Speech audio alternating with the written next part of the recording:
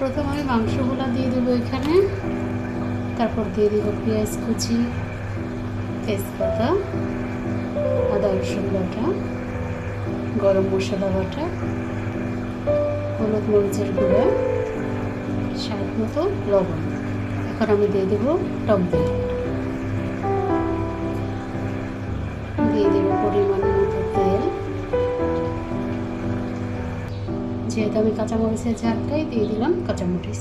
ব্যাস এগুলোকে এখন ভালো করে মিক্স করে ম্যারিনেট করে রাখবো। আমি অত ভালো রাঁধুনি না, আর কষা কাঁসা রান্না করতে আমি জানি না। আমি সবসময় আমার মাকে দেখছি এভাবে রান্না করতে, মায়ের কাছ থেকেই শেখা। সব কিছু ভালো করে দিয়ে মেখে রেখে দাও আধা ঘন্টা, ব্যাস রেখে দিলাম। দিলাম তাহলে এখন তো খারাপ হয়ে যাবে।